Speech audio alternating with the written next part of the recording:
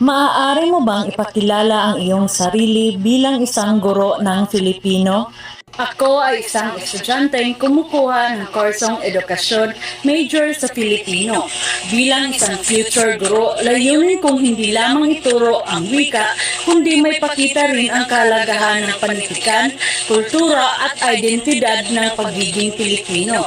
Nais kong maging guro na may malasakit sa mga mag-aaral at gumagamit ng makabago at makabuluhang paraan ng pagtuturo upang mas mapadali ang kanilang pagkatuto.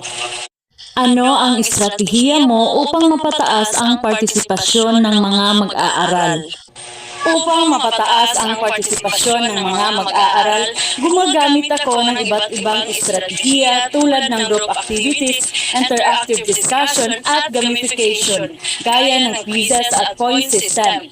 Binibigyan ko rin sila ng pagkakataon na magbahagi ng sariling opinyon upang maramdaman nilang mahalaga ang kanilang boses. Mahalaga rin ang positive reinforcement upang mahikayat silang maging aktibo sa klase. Paano ka magtatag ng positibong kapaligiran sa silid-aralan? Nagpapakita ako ng positibong kapaligiran sa pamamagitan ng pagpapakita ng respeto sa bawat mag-aaral at pagtrato sa kanila ng pantay-pantay. Pinapalakas ko rin ang open communication kung saan malaya silang magtanong at magpahayag ng idea. Bukod dito, pinapahalagahan ko ang kooperasyon at pagiging supportive sa isa't isa upang maging mas magaan at produktibo ang learning environment. Paano mo tutugunan ang isang klase na hindi interesado sa panitikan? Kapag ang klase ay hindi interesado sa panitikan, ginagawa kong mas makabuluhan at relatable ang aralin sa kanilang karanasan.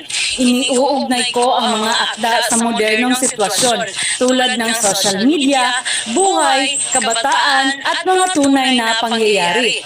Gumagamit din ako ng interactive activities tulad ng role-play, video clips at group discussion upang mapukaw ang kanilang interes at aktibong partisipasyon. Paano mo sinusukat ang pagkatuto ng iyong mga mag-aaral? Sinusukat ko ang pagkatuto ng mga mag-aaral sa pamamagitan ng iba't ibang paraan tulad ng quizzes, performance, tasks, oral recitation at aktibong partisipasyon sa klase. Hindi lamang nakabatay sa pagsusulit ang aking pagtataya, kundi pati sa kanilang kakayahang maipaliwanag at maipakita ang kanilang natutunan sa praktikal na paraan. Bakit ka dapat tanggapin bilang guro sa institusyong ito? Dapat akong tanggapin bilang guro dahil ako ay may dedikasyon, malasakit at kandaang matuto at umunlad sa larangan ng pagtuturo. Mayroon akong malasakit sa mga mag-aaral at nais kong gamitin ang makabago at epektibong estratehiya upang mapabuti ang kanilang pagkatuto. Higit sa lahat, handa akong maging positibong impluwensya sa kanilang academic at personal na pag-unlad.